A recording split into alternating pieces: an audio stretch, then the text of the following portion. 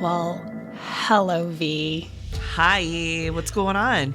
Oh, man. 2025 is 2025 and harder than I anticipated. I don't know if it's harder than you anticipated because you probably anticipated a lot more of this than I did. I have to say, odd number years are tougher for me. I find like things, even number years for whatever, like more joyful.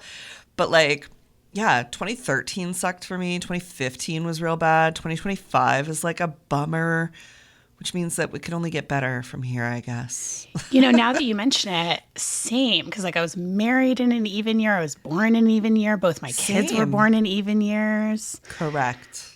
That's a good then point. Like 2011 was when my whole family thing came up. And I have to tell you, this is totally an aside, but I was spelunking through my old Facebook posts trying to find like archival whatevers. Yeah. And I found a post from myself on New Year's Eve going into 2011 where I said, I don't see any reason that 2011 isn't going to be the best year ever. It's like, sooner be known to you. I know. No? Yeah. So it's an odd year, so we could chalk it up to that. Okay, I like that. I like having something to blame. And also, gentle reminder that presidents are their most powerful on their first day in office. And like a used car, they diminish in value as time goes on. And I think we are now 30 days in, and we're starting to see the shock and awe that people have been dealing with from him over the last 30 days, sort of level out to some level. He can't possibly do more than he's already done. I mean, we're through the cabinet nominations. We're through some of the like top line, most cruel possible policies being put forward. The court has slapped down a bunch of stuff. So I think if politics is worrying you too, or you feel like everything just is going too fast, also know that we probably are through the fast part. That is a really good perspective, V. And, just by way of introduction, you are my and many people's favorite and most trusted news source in these trying times. And thank you. You are a journalist, you're a podcaster, you're a TikTok and YouTube and Substack creator. Yep. You do incredible, thorough, fact-check, deep, insightful reporting, and you somehow manage to stay positive. Which is truly, you've been such a touchstone for me, both as just a listener and a person who consumes your content, but also as a creator, and how to keep a light on in, I will say, an often particularly hopeless feeling corner of this cause that we talk about on the show. So I just thank you for all of that. And, I am, as I mentioned, a proud dust bunny. Yeah. So can you tell us, how did you come to be Under the Desk News? How did this all get started? Yeah. So, it started on January 6th, just sort of out of nowhere. And yes, that January 6th. I was working in this company, and I was trying to figure out how to send food to unhoused veterans in Tennessee during the pandemic because it was like really difficult. So we're on there with the VA, and I'm like watching CNN, above my laptop, as many people were in the background. And I had been a caterer in the Capitol before. I was like a chef caterer person, and I'd worked in the Capitol a bunch. And I was like, I don't think you're supposed to be there. I think that I could like recognize they were in hallways that we weren't allowed to go in. So I was like, I don't think that this is normal. And as many of us were in early pandemic, I was like on with the VA. So from my like hips up, I was wearing a suit. And from the bottom down, I was wearing like Nike shorts. So I like slid under my desk in this like half disheveled suit looking thing. And I was like, Mike Pence, here's what the 25th Amendment is. And if you invoke it, you can call in the National Guard and kind of end all this. People thought that was very funny. I thought nothing of it. I had been making like cooking TikToks, teaching people how to apply for PPP loans. But this was my first like civics TikTok. And then my friend Randy was like, you better get back under that desk and tell people what's going on now. So then that kind of turned into like Civics 101. And then that turned into Joe Biden's first 100 days. And then now, we're like 4 years almost to the day, like since. And it just took off from there. But it really started with this idea of like sort of like funny. And then it became like the ethos of it became people are really looking for good information right now. They're feeling out of control. And while we can't give them necessarily good news, we can remind them that they're smarter than they think and that there are levers to power that we still have to pull. And so like, we're going to be okay kind of thing. And that's where this early civics education really factored in. And then, I just started being like, the thing that the news doesn't do is tell us what happened that day, because it just feels like it's also, shock and awe. So I was like, I'm just going to tell people, hey, it's Monday night, and here's what happened just today. And I think in the pandemic time, that was even more important. And then folks, if they heard a story that they were curious about, because I was doing, an aggregation of stories from the day, then they could go look more into it. But if they weren't interested in that, it didn't take too much of their day. Yeah, I love that. And I think that you turned out to be the hero we needed in that period and going forward, Well, and let me tell you, so that's under the desk news. That's what as the everyday. But the origin of good news only is even a little bit funnier and kind of based on the same, didn't think this was going to be a thing, and then it became a thing. So every Thursday we do banana shirt good news only. And that came because, okay, this is exposing, but I'm going to tell you, I had surgery and I'm okay. But I had this little surgery and I was on a little bit of pain medication, which made me a little bit giggly. And my mom's a nurse, so she was helping me. But my wife had to buy me button-up shirts for this particular surgery that I had. And so I'd have these button-up shirts for recovery. And she couldn't find any button-up shirts that were soft. And Target was selling this silly banana shirt that was a pajamas shirt. And so I had that on and I was trying to hide that I had surgery because I didn't want anybody to worry about me. And so I was like, I don't want to talk about negative stuff. I'm only going to tell them good stories tonight. And my mom was like, I think that's great, sweetheart. I think you should do that, because mom. So banana shirt good news only came out of me being kind of high. Post-surgery and needing something to feel good about, because I don't know anybody else. Anytime I've had to have surgery, I get post-surgery blues. I don't know how to explain it. You just feel a little down from the medicine, or it just feel icky when you're recovering. And so that's how banana shirt good news only came. And then people the next Thursday were like, hey, where's my banana shirt? And then this became oh, see, every Thursday people want to see that things are working. That's amazing. Thank you so much for sharing that anecdote. And I feel like, that really speaks to why what you do works, because you are a very reliable, solid news source, but the delivery is very much our friend V telling us some things in their suit or in their banana shirt. Yep. And I think that that's really something that, especially again to, talk about the timing of it all, in that moment when we needed both information and human connection, it really was, this perfect time.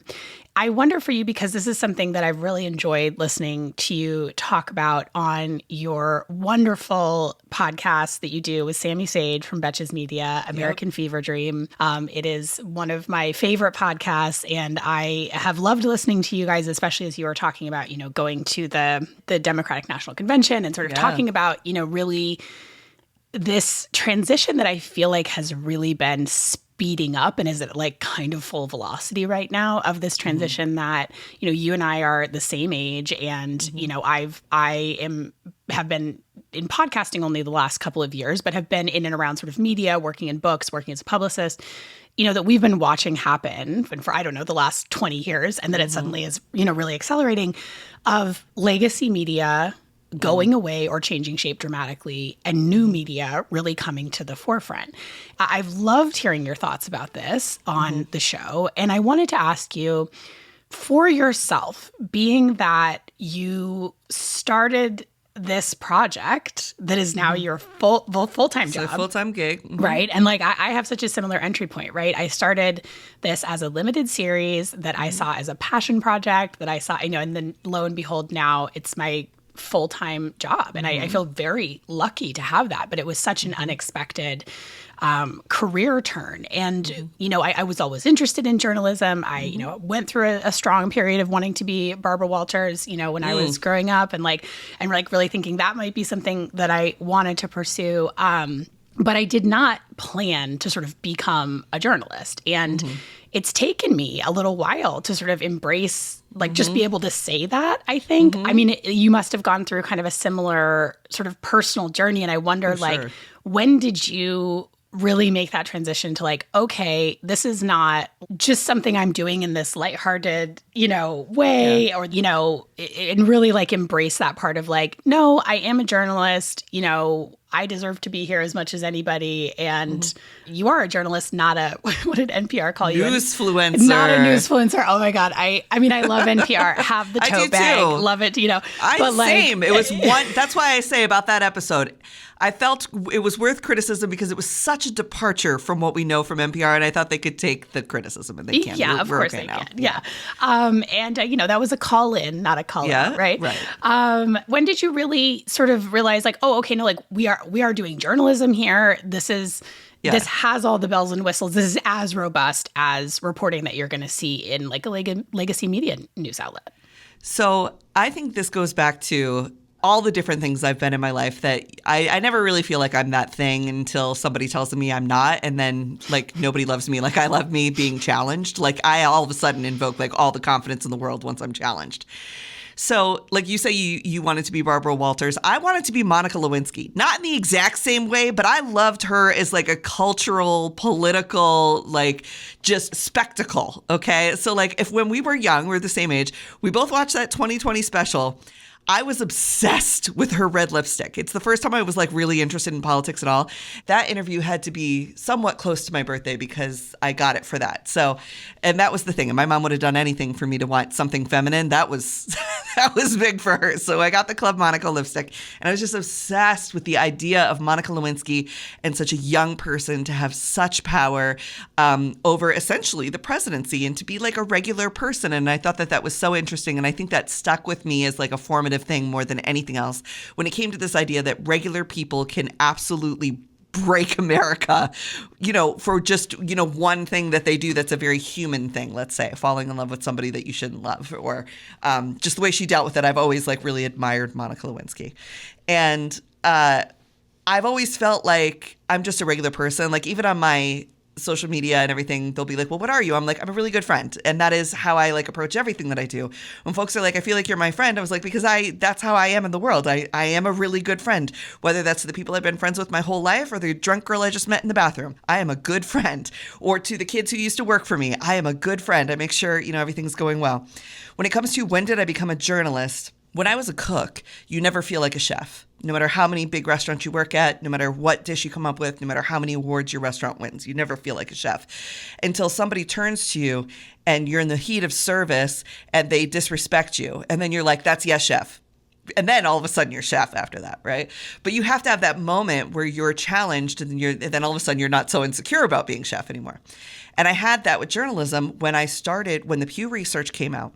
Now, the whole 2 years I did Under the Desk News before it became popular with the mainstream, all I heard from media people were like, oh, you're fun to have on as a guest. You have no career. This is sort of a flash in the pan. This is your Monica Lewinsky moment, right? This is your little thing where you're a special person of the day, but it's not going to go anywhere and you won't have any lasting effect. And then Pew Research published something saying that 1 in 3 Americans get their news on TikTok. And then all of a sudden, I became the biggest shit there ever was. And everybody wanted to know how I did it. And why do you have millions of followers? And these people are really important. And oh my God, this is your full-time job. So then they tried to buy Under the Desk. And I had a meeting where I got called to Miami. And I thought I was just going to be like, it was with, I'll just tell you, it was with NBC. And it was me. This is where I met Sammy, actually.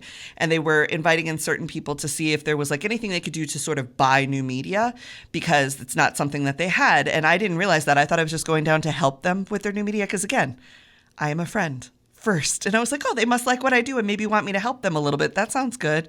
And they wanted to buy Under the Desk. And I started crying. And I was like, I'd rather keep it, I think. And they were like, are you here alone? You have no manager, no publicist? I was like, I just thought I was coming to like help you as a friend. Just trying to be your friend, NBC. Just trying to be your friend. And they're like, what? We sent a car, like a black car from your house to a first class airline ticket to this super fancy hotel in Miami to have a meeting with the chairman of NBC. And you thought you were coming in as a buddy? And I'm like, I don't know any different. Like, what do I know? I was like, all right, sounds good. So that was the first time. And then I kept it. And they were like, you're a sweet kid. Like, that's quite lovely. And you know what, you should. And like, good for you. And that's okay. And that's when I felt like a journalist. I felt like a journalist then because I had essentially stood up to the people who would make me and had to bet on myself. Like in that moment, I was like, no, I believe in me more than I think you believe in me, even though you're offering me what should be a journalist's dream, right? A lot of people work to a certain point to be able to sell their show to have that sort of stability. Yeah. Oh, I love that. And I relate with that so hard because I think, I went into this process and we had originally sold the first season of this show as a limited series. And I fell out with that company before it launched because we got the tiniest legal pushback from my sister that I told everyone was coming. And, it was this whole fight. And in some of those communications, and then I have a reasonably dedicated cadre of people that hate me. And, one thing they always like to say is, oh, you're not an expert and you're not a this and you're not a that. And I was like, well, actually, I am. And there's more than one way to become an expert. And when the top experts in the entire field consider you an expert, that's good enough for me. And it's sort of like you realize you're like, oh, well, none of these things are ever going to satisfy any of these people, right? It's like no matter what you do, how many, how much research you do. You're not a professional critic either. I mean, where's your credentials, brother? That's a really good response to that. And I'm like, well, I've written a book. I did a keynote for Stanford School of Medicine's conference. Like, where do you draw the line with expert? And then I think similarly as a journalist, and unfortunately, some of the pushback I had on thinking of myself as a journalist, the call was kind of coming in from inside the house because that was one of my original producers that I worked with. But, by the time I got to the Maya Kowalski case, which I was the only media outlet that was covering that in any kind of depth and actually reading through the thousands of pages of court documents and actually doing the work, I was like, well, yeah, I do deserve to call myself a journalist, and I think it came from those challenges. And I was like, we need to reframe what we think of a journalist. And now that's to say, like, not every TikTok creator, not every podcaster, is doing journalism. Well, not every Fox News host is a journalist either, and they're on technically a news program. Correct. Julie Agnew at the New York Times, who I really appreciate, once said, journalism is not a profession, it's an act. If you are doing acts of journalism, you are a journalist. And that was really validating to me. And one of the first people to call me a journalist was Taylor Lorenz, because in the beginning, when I started to get any kind of hate online, I just reached out to her and she was like, you're a journalist. You're a journalist. You're not don't be scared. What would a journalist do? That's what you should do. And I thought that was really validating because, of course, she's somebody I really looked up to, too. And Katie Fang has called me a journalist, and I love her, and she means a lot to me. But it never came from any of the accolades or the jobs that I got. It came from eventually, one day I was chef, and one day I was a journalist. And it was that day when I was like, some little, something inside me was like, I'm not going to let people talk down to me, because up till then, it wasn't just that they didn't think of me as a journalist. It's that they thought of me as other or less and would go out of their way to come up with terms that were othering, like newsfluencer, news communicator, TikToker, hack, fraud, plagiarizer, news aggregator, you name it. And I was like, okay, if I had a newsletter, though, y'all be shitting your pants for me. Y'all be going nuts. But because my platform is TikTok, you don't want it to be serious. And so, we've come a long way from that, and we haven't. I have a fellowship right now at the Harvard School of Media, and it's a journalism fellowship, and it's a very prestigious one. The first day I was at my fellowship, Stanford was talking to my management because they wanted me to come and do a talk there. And they were like, we'll be billing V as a news influencer, though. And my management was like, V is really super sensitive to that term, and we are not using that term, so no. And they went back, and there were 2 teachers at Stanford that refused to, no matter how much evidence we gave them, even telling them I was at Harvard for my journalism fellowship, they were like, no, they're not a journalist. And so I was like, well, get fucked then, Stanford. I don't know what to tell you. You know what I mean? So there's still haters out there. There's still haters out there. There will always be haters out there. Well, and my perception on that is that that's coming from a fear of if these credentials are not exactly the same as they were for me, then what does that mean about my work? And it's very interesting for me interfacing with some people who are, a generation older than me in the field of child abuse, or, academics and have, a lot of master's degrees, a lot of PhDs running around, and me with my little Bachelor of Arts in creative writing, Yeah. I'm actually, on the whole, I'm really encouraged about how open a lot of those folks are that have dedicated their life to this, because they recognize the need for new strategies, new ideas. And then there are those, thankfully fewer people for whom the idea of someone like me is threatening. Well, I think that's certainly true in academia and politics in many ways, because they're like, well, if you could just be a journalist, then what does it matter if somebody has a degree in journalism from the Columbia School? That used to be the thing that set you apart. Now, I have a relationship with Bob Woodward, obviously a journalist, like probably one of the titans and icons of this modern generation.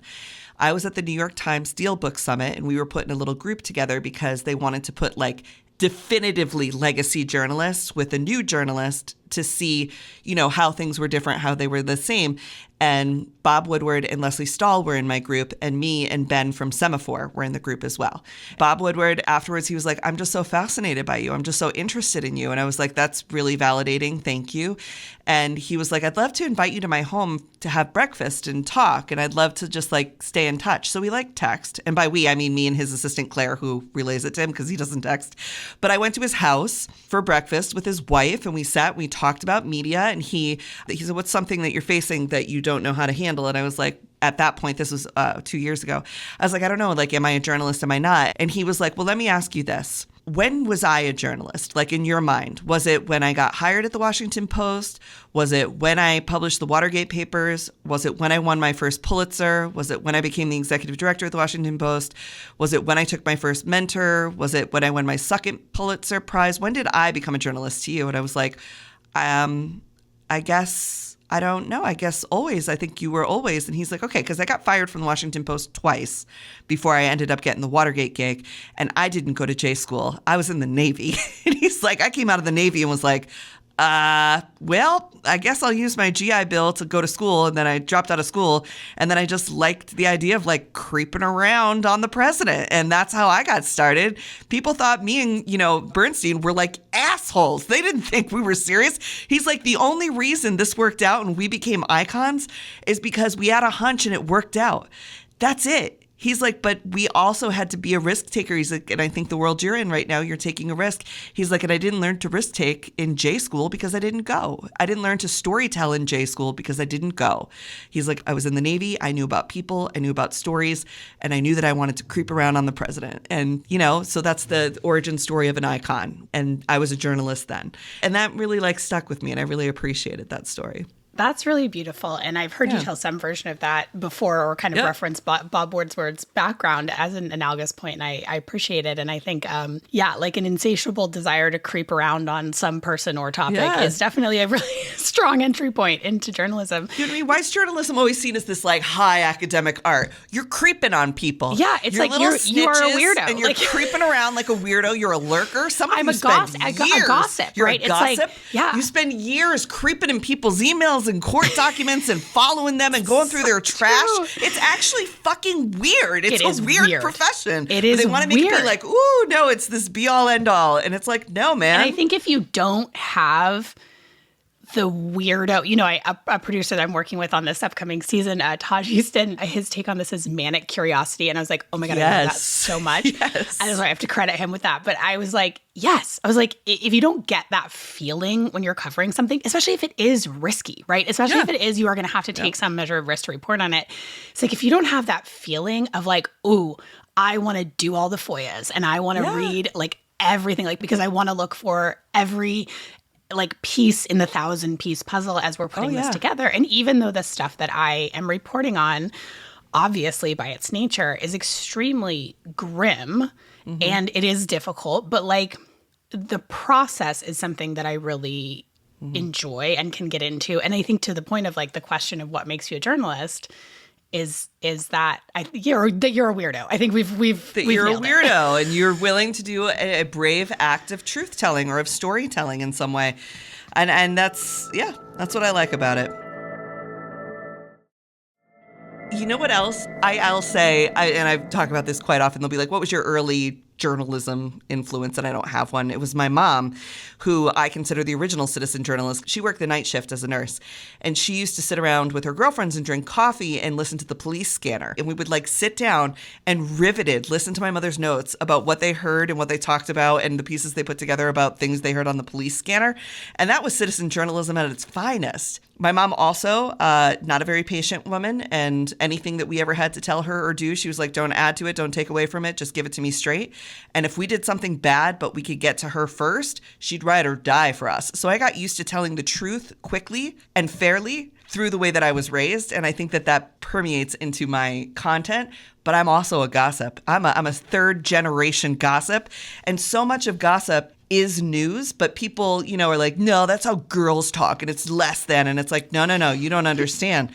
When my sister was dating different guys, I'd be like, hey, can you find out about this dude? 20 minutes later, they've got like his birth certificate and time he was born, like, and everything he's ever done in his life. Like, we women are investigators in general. Yeah. I mean, here on my show and in my world, we put some respect on the girls' gays and theys because that is the core of true crime, number one. Mm-hmm. And number two, I think those folks are more inclined to understand where telling stories and telling stories about people, we do all original reporting on the show for the most part. And like a lot of it is, right? Like people telling us about their personal experiences, and it can very much and very directly on our show, like functions as a safety mechanism. The whole kind of ethos of the show is if we talk about this issue, more people will know, kids will be safer. And if we talk about the specifics, if we name the people we're talking about, that's been the biggest risk I have taken as a journalist and making this show that other companies did not want to get on board with. And I understand because they watch their bottom lines and,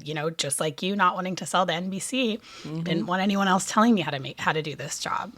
And have been really lucky that I've gotten to keep the show independent because I was like, there's no, that early experience with the original company, it really made me realize I was like, okay, there is no other way to do what I'm trying to do here except independently. No, because people are coming to you because they trust you, right? Like, I'm here because I like you. I don't do interviews and stuff. Like, I don't usually talk about myself. Like, I'll do them sometimes, but not really. Not for nearly how many I get asked.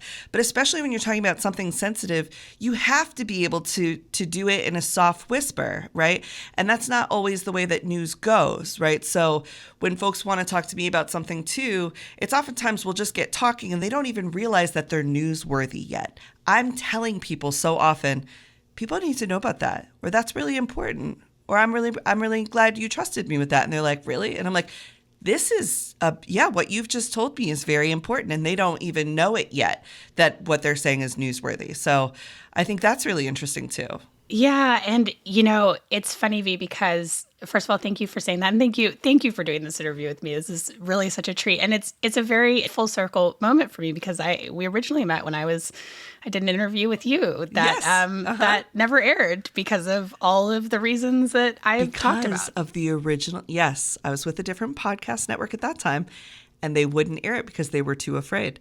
I had several interviews with that original network not air because the final editor would listen to it and go, too risky. It's going to bum your audience out. It's not in line with the idea of V interesting, such a happy show. And, I had to deal with that. And that's what it was. And I have great respect for the women who owned that production company. I had a very difficult time with the particular producer that I had. I want to make clear, nothing against that network. Sometimes you have a producer who makes bad decisions for you or on behalf of you, and then, your stuff doesn't get where it needs to be. Well, and I'll say, V, like, I give some grace to, especially in those early days. Like, I've noticed, and I've gone on sort of increasingly large podcasts other than my own, including, including Armchair Expert and stuff like that, where I've talked about all of this stuff. And it was surprising to me that nobody's sort of these legal teams kind of relaxed. But I think it was because I'd gone first and I'd gotten to it to a lot of people. And then that sort of created a different sort of ecosystem for it to go into. And it's like a part of being in this game and the business side is that you have to be comfortable with, like, if you're doing an interview with someone else, it has to go through their legal team and their standards and what risks they're willing to take. And you kind of have to always be okay with that.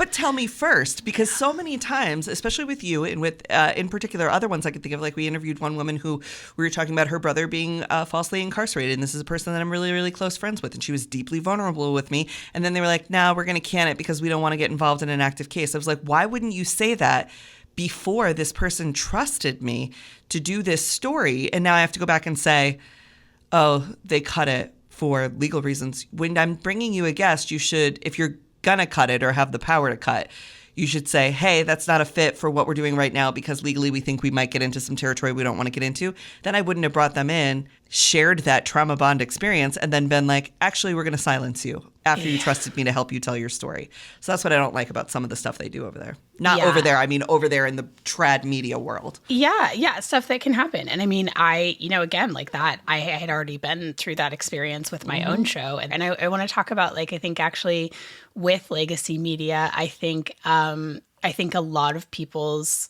trust in legacy media outlets is very shaken. And I think one of the things, certainly from my perspective, but I think this is probably shared by a lot of people, that shakes it is that it is necessarily tied to large commercial interests. And it is a really different sort of trustworthiness equation. If you were talking about, me, who's an independent podcaster, I'm the person, if you want to trust what's going on my show, you have to trust one person, and that's me.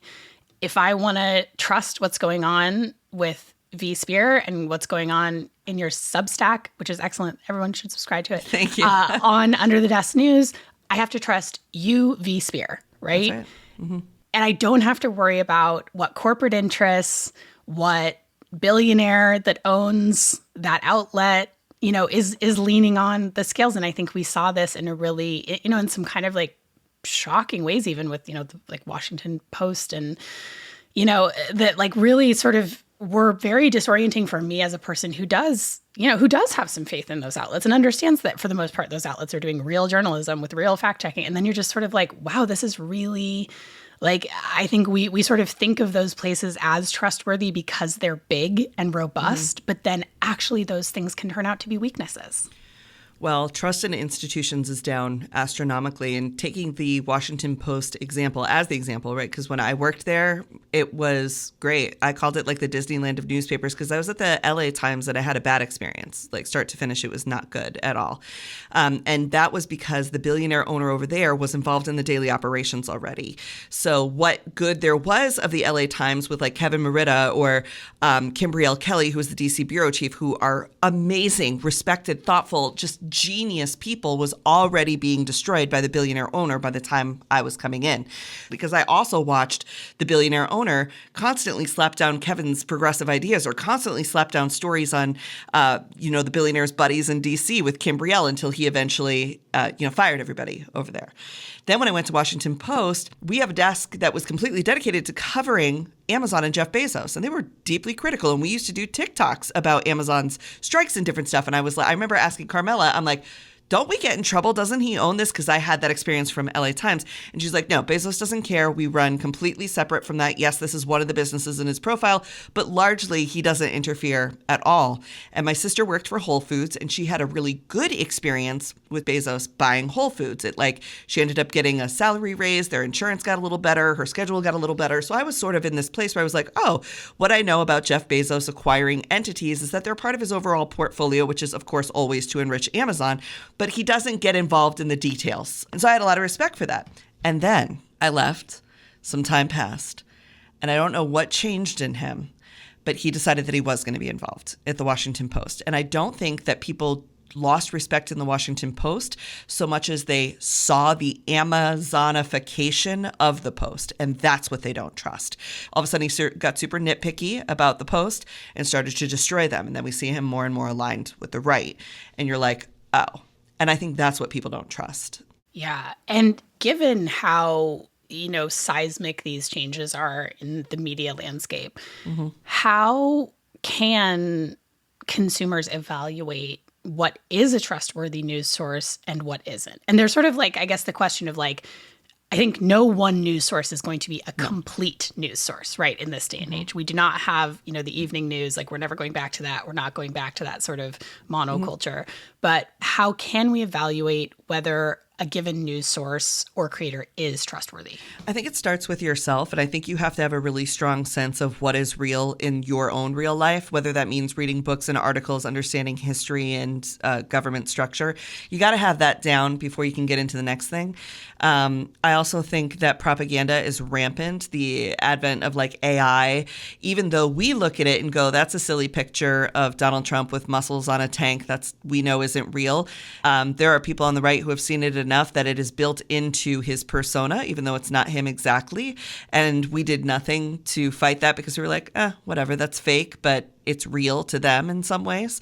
I think when it comes to finding a good news source, it is difficult because you're not going to find any news source that's independent, that's big enough to do everything. And it does come down to looking at a bunch of things and then using yourself as the filter, which is harder than it's been in the past when it comes to news. And when the media is in chaos, nobody can make a decision that is rational because nobody makes rational decisions when we're in chaos. I think you need to just stick to to frontline services like C-SPAN. I watch it with my own eyes, right? Or find folks, I guess like me, who watch it with their own eyes and tell you, hey, here's what happened today.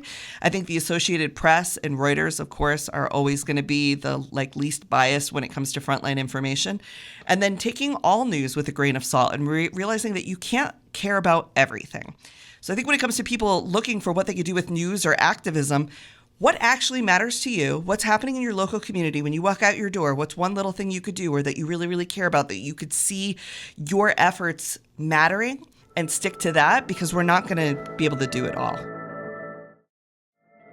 Well, V, one thing I really wanted to make sure to ask you about is because this is one of my favorite YouTube videos that you did was about the difference between misinformation and disinformation because we deal with a lot of both on this show. And this is like the way that you frame this is something I think about constantly. So can you walk us through this? Yes. So misinformation is like, I just made a mistake, right? I thought I understood something and I said it and I was misinformed or I made a mistake and that information is largely innocently presented, and I could come back and tell you, oh, you know what? I made a mistake there. I'm going to make a correction. Disinformation is the intentional manipulation and bordering on, we could say, lying to people about something or taking something and knowingly or by instituting a ton of bias, twisting it to mean something else. So misinformation, it happens a lot. Doesn't mean you don't trust that person ever again or they were trying to deceive you. They made a mistake, okay? Disinformation, which is something that's becoming, I think, increasingly more popular, is an intentional attempt to deceive you.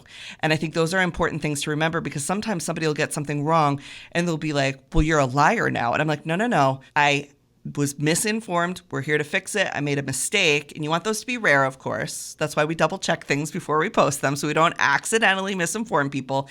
But disinformation is right up there with, I hate to say propaganda because there's propaganda that's good too. I love propaganda. I love the propaganda art. Sometimes it can really just get people to do things that they're supposed to too. But it can get people to do bad stuff. But disinformation are things that are intended to cause harm or manipulate people's reality on purpose. Yeah. And I think for our sort of what we talk about on this show, I think about a lot. And even like when I do interviews or in some of the coverage of the book or something, there'll be statements where I'm like, well, that's like not quite the correct way to define Munchausen by proxy, or like there'll be some kind of like small piece of misinformation or like an old study or something like that. Mm-hmm. And that's like the sort of benign version of it. And it still can be a problem, right? Because a lot of people are potentially getting the wrong idea about something. But it's very separate and distinct, as you explained, like from something like Mike Hixenbach's work and the medical kidnapping pieces where I can see the architecture of how they put this together because I do know so many of the facts in several of these cases where I'm like, I've got it. You have a very, there's such a deliberate way they put it together, so I think when you can see the architecture of how it's put together and what it's trying to accomplish, like to me, that is a signal that is disinformation. And we share a sort of unkillable hope and optimism about people, I think, where like initially I really went And because, I mean, my whole origin story is really watching the media get this topic wrong, but then really watching that cross over into my actual sister and her case being covered by the media in this way that was so harmful, and watching them use these horribly exploitative pictures of her daughter in, medical contraptions, like over and over again. And just thinking like, these media outlets are contributing to the abuse. They're not just covering. It's trauma porn. It's trauma porn. Exactly. But you know what? It makes people, if their goal is not to inform you, it's to create a salacious entertainment experience. So you watch the whole show and all of their ads, right? Oftentimes, not all media, but sometimes when we're watching a true crime television show or something, the goal isn't to inform you on the facts of the case. The goal can be to create a salacious experience that oftentimes is driven by increasingly more graphic and exploitative photos. Right. So there's a lot of coverage of Munchausen by proxy, even if it's sort of straightforward coverage that is getting the facts right, that uses these photos. And I think that's a whole problematic thing. But, and then in the medical kidnapping stories, they're getting those photos from the parent who, in my sister's case, is the abuser. Right. And they're using those photos to co-sign that abuser's version of reality. And it's so damaging. And I think, and because that parent isn't concerned about exploiting their child, they're not putting any barriers on the kind of images that they'll share. I think originally I went in, and it's just like, this really seems impossibly naive, even though a few years ago. But I went in and I was like, oh, these outlets, Mike Hickson-Bogg, Taylor Mifendresky from the local journalist here who covered it with him. They just don't know. They don't know the truth. I'll tell them the truth, and then they won't do it. I'll be like, this doctor that you guys are slamming saved my niece's life. Like, I'm telling you, I'm a family member. I've been around this, my whole life, and they have ignored it. They've ignored no matter how much evidence. And it's like, oh, it doesn't matter how many different ways or like which framing I use to point out to them that they've gotten this wrong. No, because the goal isn't to get it right. The goal is to have the best piece of media at the end. And so they're making decisions based on media, not based on truth or lived media experience. Consumption, right? Right. Not media accuracy, not doing those other parts of the job this journalist, Mike Hickson-Bogg, has done a lot of these pieces. So he's very well known to my community. And, I remember Detective Mike Weber, who's my co-author in the book, was just pointing out he just money. Like the answer is just money. The answer is just this gets clicks. And I was like, surely it can't be that. And I'm just like, okay, sometimes it really is. Sometimes people's motivations are really that basic. I've taken full-on podcasts down. I've taken whole segments out because another thing with if we went misinformation is truly the fact that sometimes people just don't remember it, right? But they didn't do it on accident. Your brain does different things, especially when I'm interviewing somebody who's experienced like a great trauma or something that they don't want to face. Sometimes they'll say something because they have a habit of trying to shut down conversation about that thing because it's hurtful to them. And I understand that firsthand because when in 2015, my brother died and it was under very weird, like they just called us and were like, your brother died. And I was like, okay. And then we didn't know how he died for 9 weeks. And I remember I was in the grocery store with my mom, and not the grocery store, Staples. See, it just happened. I was in the Staples with my mom, and this woman was like, hey, I heard your son died. How did he die? And she went, he was shot. He wasn't shot. But it shut it down. She didn't want to have the conversation. And then the lady was like, oh, that's so sad. And she was like, yep. And then moved on. And I was like, Mom, why are you telling people stuff that's not true? She's like, I need them to get out of my face. And so she wasn't lying. It was just like a survival mechanism. And then when it came out later that it was an accidental overdose, he had like a potentially fentanyl poisoning. We don't actually still to this day know. It's quite difficult. But people were like, well, why did you tell me he died on his motorcycle? And she's like, I just wanted you to shut fuck up and get out of my face. Like, and to say, well, we don't know invokes another round of questions. And so when people have come on my show and they've said things like, the story one particular way, and then they'll hear it back and they're like, actually, when I heard it back, I think I might have misremembered because when I heard myself say it, I was like, no, it didn't happen like that. It happened like this. And I'm like, I'll take it out. It cost me money to take it out, but I'll take it out. It was a mistake. But I think I don't know that this guy or that trad media has the intimate relationship with their audience and their subjects for their KPI to be authenticity and trust like ours is. And over like making a program that's going to be like somehow evergreen and I'm never going to update. Like I always update it. Yeah, us too. And I mean, we try and be, because all of what we do really is trauma-informed journalism when we're talking to people about their first-person experiences, and it can be extremely tricky.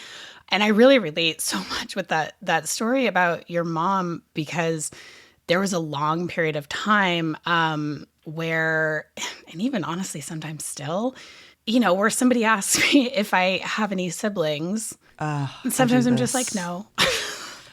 You know what? Andrea, can we talk about that? Because we're in this place, and I think it's so important. And it's something, when PJ died, there was no book on how to deal with sibling death. You don't expect that your peer, your contemporary, will die or will betray you the way that your sister has in many ways, or be this person you don't know anymore, or that doesn't exist. The person that you knew doesn't exist anymore.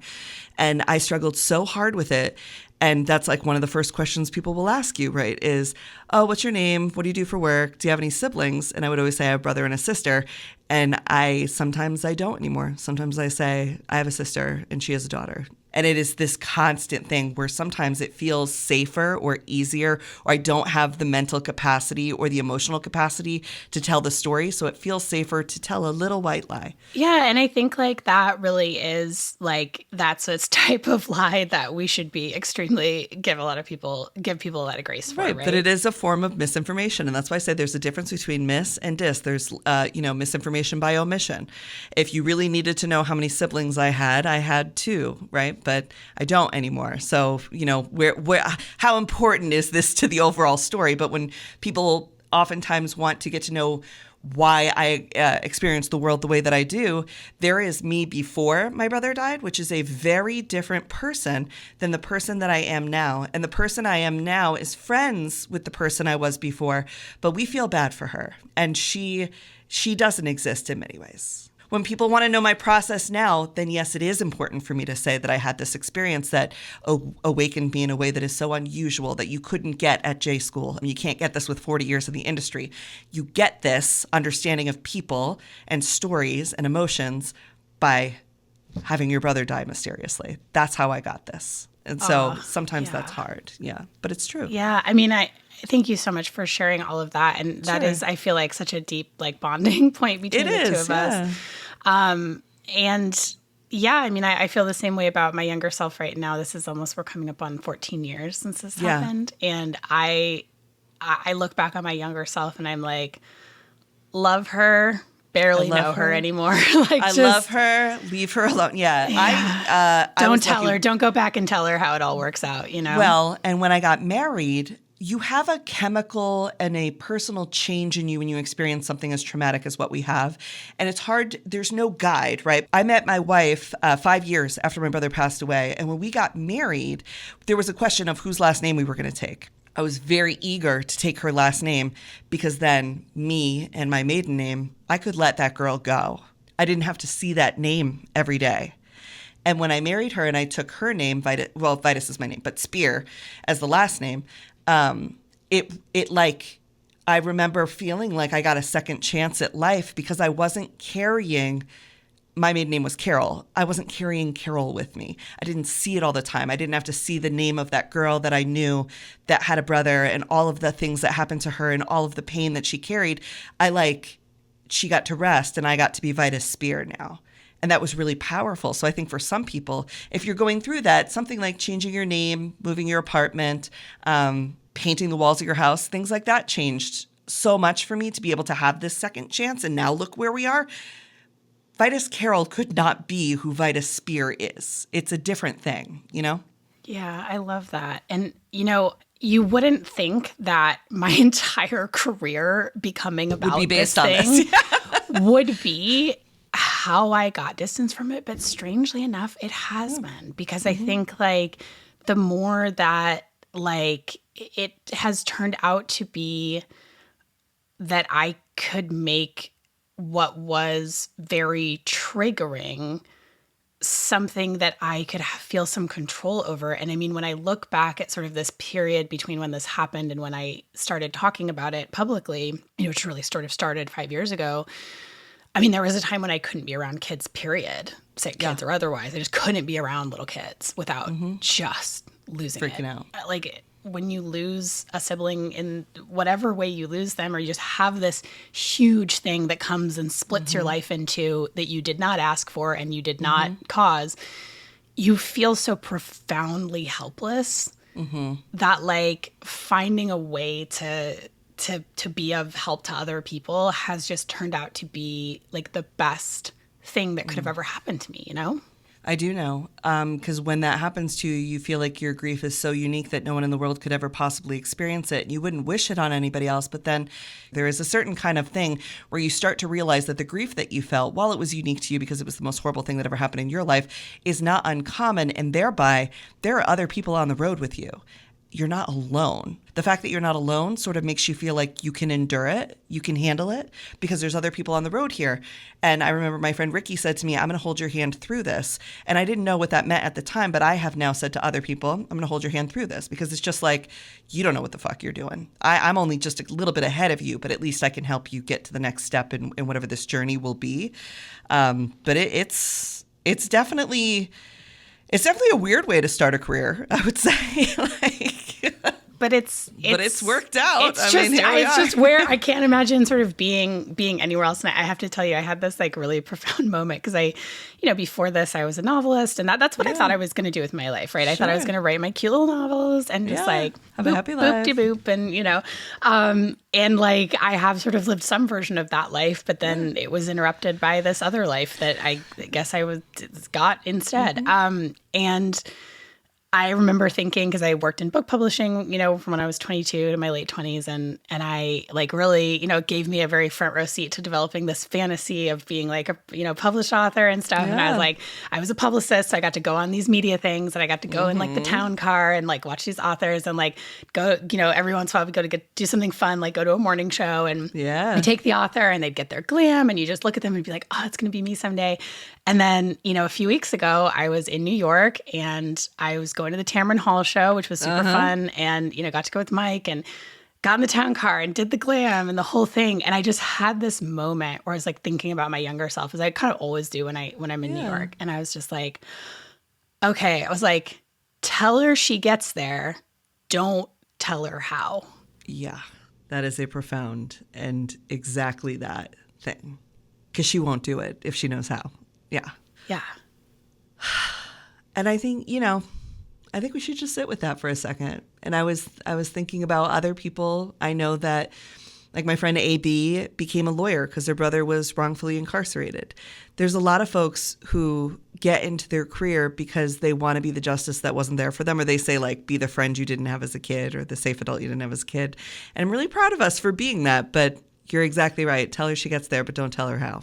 And, something I really wanted to make sure that we talked about, V, because, I was really thinking about you when I was down in Texas after the book came out, because I, and this has been a really profound part of this experience that I did not see coming when I started making this show, is that it has been an opportunity for me to really talk to so many different types of people and people in different places than I would normally go, and go to these really like rural towns where I do, a lot of my field reporting, and spend time in just places I wouldn't necessarily normally go, and really have this like deep and profound, moment of like bonding and shared experience with people who have really different life experiences than me and really different politics than me.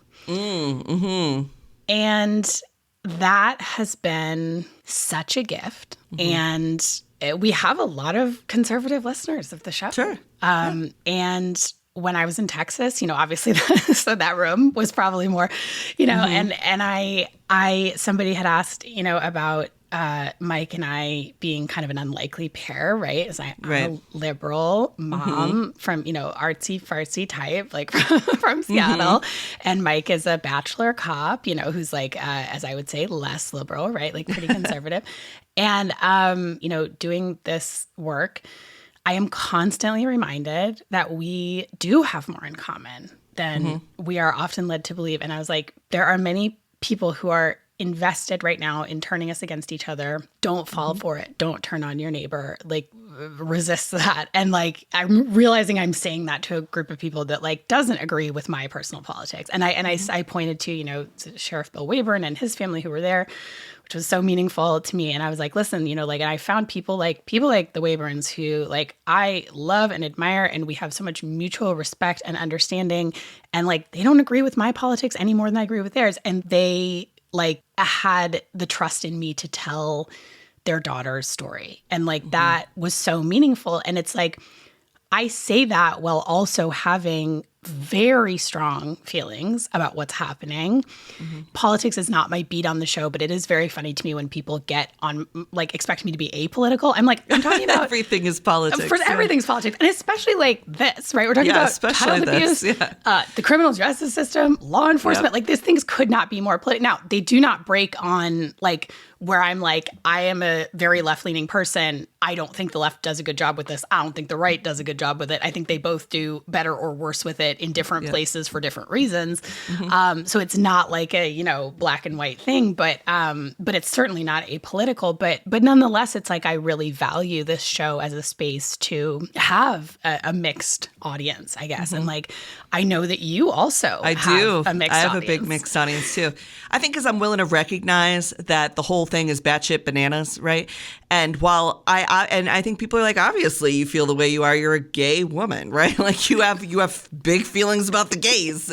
And other people are like, you know, I like you and I just don't think about that much. What matters to me more is the price of eggs. And then you'll hear people be like, well, now the eggs are $12. Well, they didn't know that when they voted, right? Like nobody could have known that. Here's the thing that I think is interesting about politics is that at the heart of it, many of us face to face. I live in the most Republican district in all of New York, which you would think is Long Island, but it's not. It's Greece, New York. And we bought the house there. I didn't know what anybody's politics were because we bought it in the winter and it was snowing. So there was no yard signs or anything. There was no flags. There was nothing because it's extremely windy and snowy. So I couldn't have known anything. So we bought this beautiful house in this nice neighborhood that I really liked, and it was affordable, it was clean, had good sidewalks. Saw a couple basketball hoops around. I was like, must be a bunch of kids here. That's great. And then come to find out it is the most Republican district in all of Greece. And I was so nervous. And then we came out one day and we've like met the neighbors and met their dogs. We know their dogs. We know their kids. There was a basketball hoop at my house that we inherited. One of the neighbor boys came over on Halloween and he was like, I've noticed that you don't use your basketball hoop. Would you mind giving it to me? And I was like, sure. Like, sure. Right. And now he plays with it. Everything's great. Everybody's great. On my street, there is one little trans child that I love. Okay.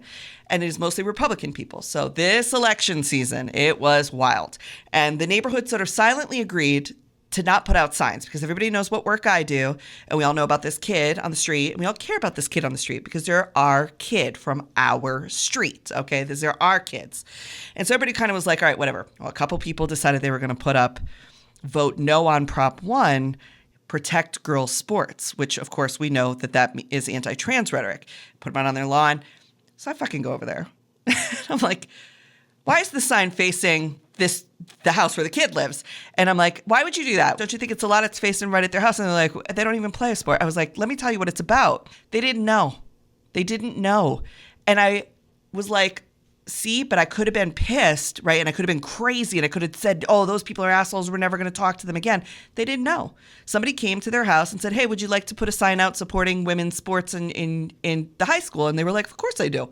They didn't know. So then we talked about it. So sometimes I think some of the stuff that goes on with politics is quite simply the disinformation and misinformation that is put in certain ways, or these really sneaky things that bad people are doing where they're like, hey, would you like to support the high school sports? They don't think much about it. You sort of just go about your day. You're not making a big deal about it. And I think that divides us more than anything else. That's a great example. And I think, you know, just to give people an example of like kind of something that I've seen that comes from the left that is also sort of can be infected by, right? It's not just, we don't want to like just say that it's oh, no, I got a left one coming up too. I would love to hear that. It's like, you know, like I've seen with this like medical kidnapping beat, right? Which is that's the big conspiracy theory that we are up against, right? You know, I've seen like that there are reasons that people on the right are susceptible to it because it fits into like a parent's rights, which obviously on the extreme is very troubling and problematic. So even people who are just more like geared that way can see it from that standpoint of like more willing to create others. Yeah. Yeah. And then like on the left, it really fits into this like, oh, the system disenfranchises parents, right? So, and that's true. This is just not an example of that. Yeah. And like sometimes it really is just people don't know. And it of course makes me think, oh, how many of these things am I like also doing that, right? Where I'm like, oh, something fits into my like thing that I care about. I can't think about everything like that every minute of every day. Some stuff's going to slip by me. I'll tell you a story about me personally. When I was a kid, young, 21, I got hired at Dolly Parton's theme park in Tennessee. I grew up in Connecticut. I knew nothing about anything, okay? And I went down there, and there were a lot of Confederate flags everywhere, including on the venue, okay? Because it was 2005 when I worked there, 2006. And they had Dolly Parton's Dixieland Stampede and all this stuff. And they housed all of entertainment in trailers. So we put an American flag and a Confederate flag out front the trailer because we thought we were doing like a Tennessee thing. And one of the dancers came over and they were like, V, what the fuck are you doing? And I was like, I thought it was like a Southern thing. I didn't learn about this in Connecticut. We didn't learn about this, that it was still like a representative hate thing. There was no social media. I didn't know anything. And they were like, no, it absolutely is a hate symbol. I was like, then why is it on like the venues and stuff? There's rebel flag everywhere. And they're like, because Tennessee is hateful. Don't do that. And I was like, so then I took it down, right? But I didn't know. I made a mistake. And I tell this story all the time because it was like, you would never believe that I would be that stupid. And I was that stupid until I obviously, and then I was like, of course, well, I thought it was just like, I thought I was being part of the culture. Oh no, the culture is where we are in Pigeon Forge, Tennessee, in the deep woods, and this trailer park is not maybe super friendly. This is maybe not what I think it is. But I'll tell you one about the left. When I constantly say, I don't think we should give tax breaks to billionaires. I don't trust billionaires. That's why I vote for the left. And I want to be with a party that's closer to the working party and closer to the values that I espouse and whatever. How can I say all that when Nancy fucking Pelosi makes more money in the stock market than anybody? So I see it. I get it. And I think that those are the tit for tat things that keep us separated, but we actually agree on. I agree that billionaires shouldn't get tax breaks, and I agree that Nancy Pelosi should retire and count deer off her deck or count money off her deck or whatever she wants to do. You know what I mean? She's not my girl. Throw money at deer at this point. But they get us all, all worked up with each other, and it really does come down to, like it did on my street, going over and be like, hey, why would you do this? And they just, they didn't know it. Now, of course, there are people who do know, and they do it to be antagonizing, and I have said that there are some Republicans that have a humiliation kink. Folks like Marjorie Taylor Greene, who want to get up there and show nude photos of the president's son because she gets some kind of rise out of it. And none of us want to be like that either, right? I know a lot of conservatives are very embarrassed by her too. So it's like we got to group up as people and not be like, well, if you ever voted for Trump or if you identify as conservative simply based on the circumstances that you live in and you're looking at the things and going, I think this is what would benefit me and my community best. That doesn't mean that we should be like completely hateful all the time, because I bet in one conversation, like when they poll America, we would agree that gay marriage should be allowed, right?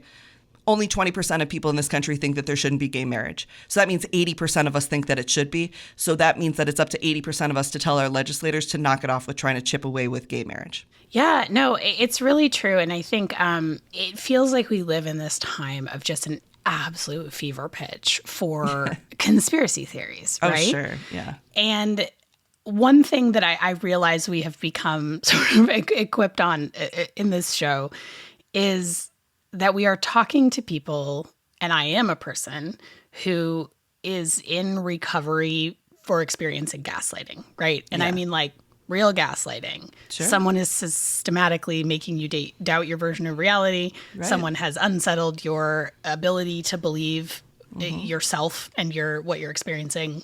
And that takes a long time to get over, and it's a hard thing to come out of. And we all, in these situations of these cases we cover on the show, go through some version of, oh my God, for some period of time, I was bought into this. I was bought into this thing, and it was a lie, and I'm an idiot. I caused harm. And I think when someone has the courage to come out of that, and not everyone does. And it's because like when people are bought in, sometimes they just go deeper and deeper.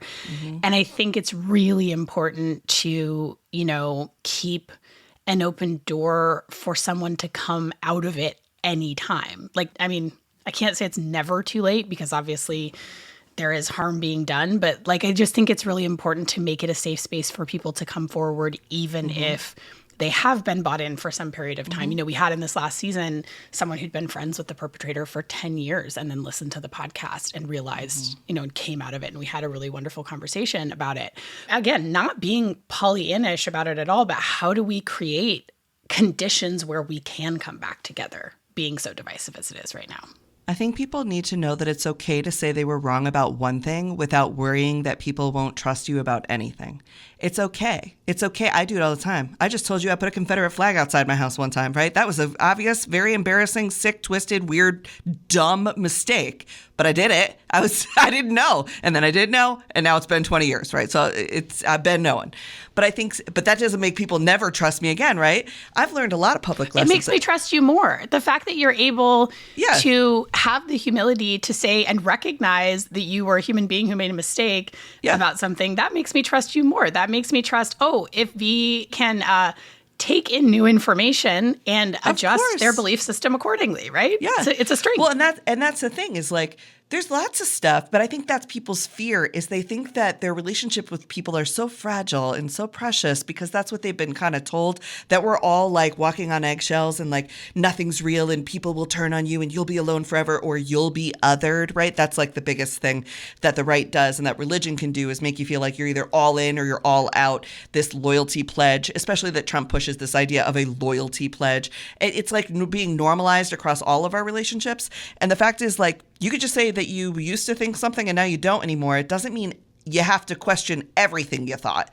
Just maybe one thing doesn't work out for you. Let's just take this as like an obvious example because I'm seeing a lot of my, right-wing friends and even my dad like be like, no, that was wrong. When Trump was running for president, was Elon Musk along for the ride? Sure. You know, and will people over the last 30 days were like, for those of you who say no one voted for Elon, I did because he was with Trump the whole time and I knew Elon was going to be working on stuff. Well, now Elon is kind of showing that he's an asshole, right? And he's not actually saving us all this money. We're able to prove that what he's doing, he's not an auditor, he's not an operator, he's not a successful businessman. So now folks like my dad, let's take for example, are like, hey, I'm willing to admit I was wrong about that Elon guy. I mean, wow, what a weirdo. Did you see him with the chainsaw? What the hell was that?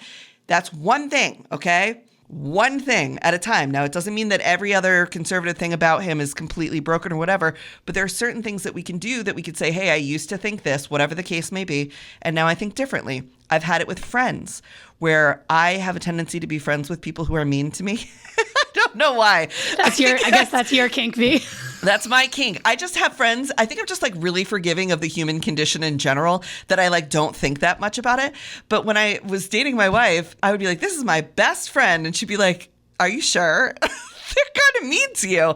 And I was like, no, that's just how we play. That's how we play, right? Because I had this escalated investment in staying friends with people that I met when I was like 10. And obviously we're in like different places in our lives. And like the way you get teased at 10 is maybe not the way you behave as an adult at 40. And maybe some of us matured more than others. But I didn't want to give it up, right? It was just like, oh no, that girl's actually kind of, maybe she was never my friend. Maybe she was just in the friends group and she doesn't have to be anymore because we're adults and we all moved on. And I could have a separate relationship with other people. I don't have to trash everything I knew just to eliminate the thing that hurts. Yeah, I like that. And it's a really good example of like, you don't have to wholesale throw everything you believe in out the window to be, and or just to even like draw a limit. Well, so V, just a couple of last questions. Sure. I'd love just some advice from you. I know a lot of my listeners love you. And like, how are you? Like, are you okay? Like, yeah. like oh, no, I'm okay. How are you coping with all of this? Because I think most of us are feeling many of us are feeling pretty overwhelmed by the news. And you are facing it for your job, dealing with it every single day. Like, how do you get through it? And how do you kind of like, what kind of pieces of very hard and earned wisdom can you pass on to us about dealing with such an overwhelming news environment? Couple things. So again, to bring them up again, I woke up one day, went to work, had hot dogs and macaroni and cheese for lunch, was so excited that they were serving hot dogs and macaroni and cheese at lunch that I called my mom, who answered the phone and said, your brother's dead. So I have faced things, because she had just found out, right? So she was in shock. I have faced things that have come from, I was at such a high to an astronomical low that I don't think I could be sucker punched by anything ever again, having gone through that particular experience. So for me, one superpower I have, which is how I can help hold people through this right now, is I don't get shocked by a lot. Okay. Nothing will ever reach that level. So unfortunately for me, I have a superpower that allows me to not get sucker punched. No matter how bad it is, it will never be as bad as that. So in some ways, I'm like, all right, well, and I grieve it and I have a problem with it, but I can face it in a way because I have seen death. I have seen the end. I have seen the impossible manifest in front of my eyes and had to deal with it. And so in some ways, when the impossible happens, I'm like, oh, it's impossible again. Hello, you bastard. What do you got for me today? And I have like a little bit of resilience towards that. So I think that helps me with the way that I do the news. There is this idea of this thing called a Death Eater. I don't know if you've ever heard of that. Like back in the day, they used to like hire somebody to eat death, which didn't mean literally. It was like a spiritual thing where somebody would be grieving the death of somebody they loved, and they would hire a Death Eater who would break bread with the person and eat the bread, the alive person, and eat the bread. And it was a symbolic moment of them eating the grief and taking it away with them to relieve that person.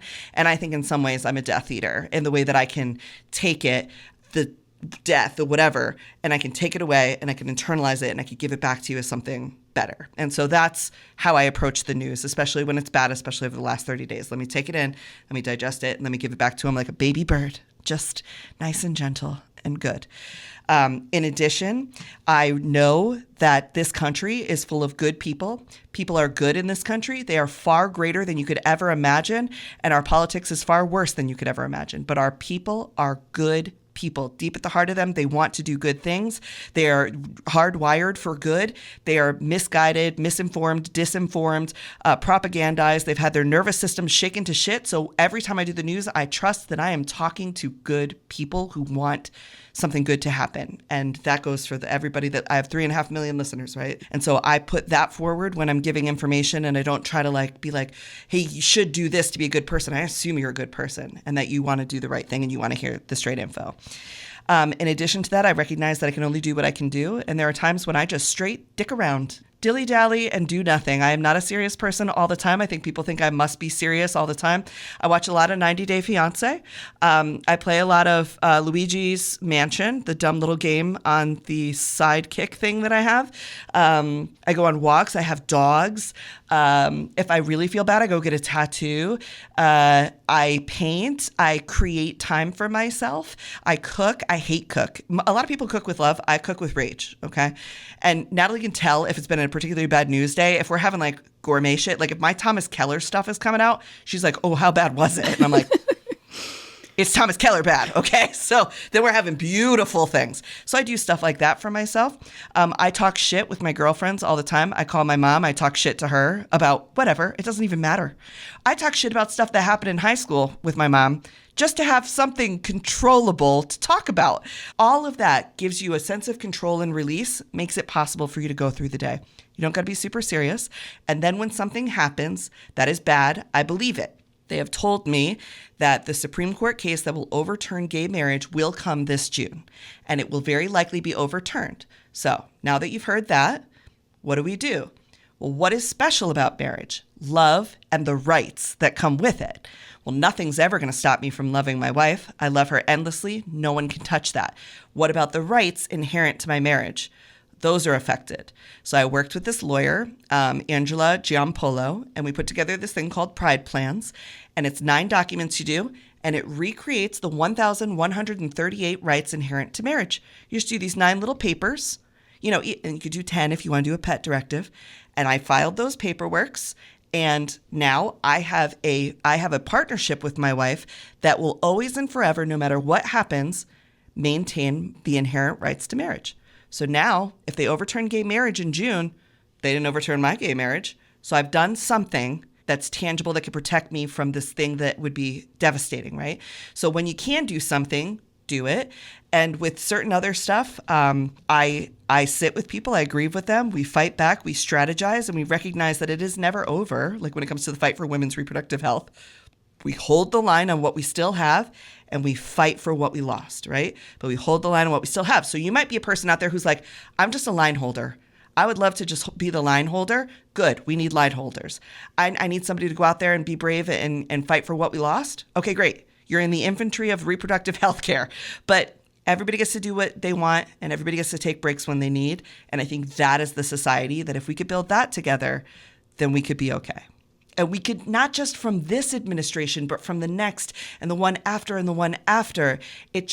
I would like to government-proof society so that we recognize that we are good people who care about having a good life, and we could do that together. I love that, V. And I believe that too. And, you said something in a recent episode of American Fever Dream where you were talking about this period after your brother's death where you were just really numb and just kind of out of your mind. And I, really went through something similar in the wake of what happened with my family. And then you had this really beautiful description of sort of realizing that the world was still there and that I can't remember what you said, but I'll tell you.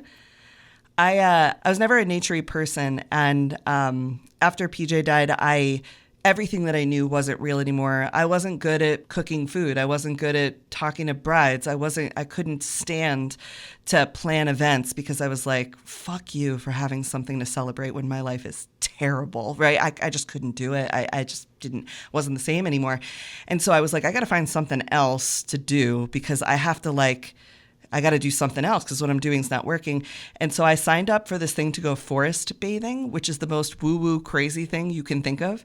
And I went to this camp in the backwoods of Virginia, and I sang to the frogs with this lady, and we looked at the leaves, and I remember she taught me how to she's like, just stand here. And I was like, okay. And then once I was standing, I was like, and now what? And she's like, no, you just stand here. And then you just remember that things are here. Like, do you hear the river? And I didn't. And then I did. And she's like, and do you see the leaves? Okay, now what about the texture on the leaves? Now what about the smell of the wood? And you just sort of allow yourself to become entirely present. And I was like, wow, this is incredible. It's all still here. Because I thought when he died, all the trees should shrivel up. The animals should genuflect like they did in The Lion King. I didn't think I should have to go to work. I couldn't his friends would call me. I'd be like, shut up, you living bastard. I don't want to hear from you people. I hated everything, right? So, but in finding this place, I was like, it's all still here. And then I could kind of be like, okay, what pieces of myself can I scrape together that are still here to rebuild a new me? And I think that was really powerful. I also quit drinking then for a long period of time. And I think that that's something else that folks can consider. I think sometimes we tend to be told, oh, the way to get over something is to, eat your feelings or to have a glass of wine, or you need to smoke something, or you need to take this pill, or you need to do that exercise class, or you need to buy this, whatever the case may be. And the fact was, when I decided to just be present is when I did my most healing. And by drinking, I was actually complicating how long it was taking me to come out of my grief. And I never had a drinking problem per se, but I would have if I had kept on that path. And so I think for folks out there, sometimes when we're struggling, hey, it's fun to do drugs. That's why people do them. It's fun to get drunk and pass out and not worry about things. But you got to have a day where you say, I'm going to endure what it means to be present, because I actually don't have to be afraid of being present. You'll be okay. You'll find more peace in it than you do fear. You just never did it before. So you'll be okay. Yeah. And then, you do get that gift of resilience that I think both you and I have experienced. Yep. Well, V, I cannot thank you enough for being here. This has been such a joy. It's been such a treat. I know. What do I owe you? This was like a therapy session for me. I'm not checks in the mail. Only your friendship, and maybe an introduction to your mom, because she sounds amazing. Oh, Maureen is she's the best. She's crazy. She's got a lot of little advice points. I feel like she would like this show. If she was a night shift nurse who listened to the police scanner, I'm like, Maureen, do I have a show for you? She absolutely would. She's got a lot of them. Things like, you don't know these people shit. Anytime I would be worried about what somebody thought of me, she's like, you don't know these people shit. What do you care about? Or nobody woke up and said they're going to have fun for me today. Take the party with you. She got a lot of them. Mm-hmm. Oh, Maureen, what an icon. Yep. V, please tell us, where can we find you? And what do you want people to do the most? If we're going to get what's the most helpful to you in maintaining this incredible independent media project that is you? So number one, like we addressed earlier in the show, I have an advertiser-supported network because I want you guys to, I want to be accessible to as many people as possible. If you follow me on YouTube, that's like give me $100 cash, okay? And all you got to do is follow me, watch the content, enjoy it, learn, talk to the people in the comments. That's phenomenal. If you've got a little money and you like reading stuff, you want to get some inspirational notes, we do things, you like watching me live, Substack, $7 a month, $70 for the year, very affordable or free. If you get my free one, you still get the lives and you still get, I think we do one newsletter a week that's free. But if you can't support, that's the best place to support. Then you can, of course, find me on your Instagram and your TikTok and all that kind of stuff like that. But Substack and YouTube, that's the way that I pay for everything else that I do. Amazing. Don't Venmo me. Sometimes people Venmo me. Don't do that. I appreciate it deeply, but like use that money to buy the Substack because you'll get a much better experience, and I want you to have something for it.